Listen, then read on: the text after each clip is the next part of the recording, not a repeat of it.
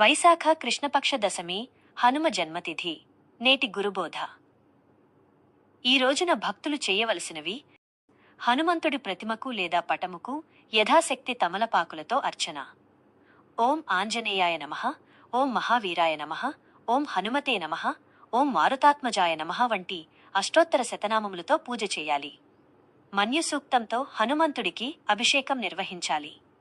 ఓం హరిమర్కట మర్కటాయ నమః అనేది హనుమంతుని ద్వాదశాక్షర మంత్రము. ఈ పరమపవిత్రమైన మంత్రమును అత్యంత భక్తి శ్రద్ధలతో జపం చేయాలి. రాముడి నామం ఎక్కడుంటే అక్కడ హనుమంతుడుంటాడు.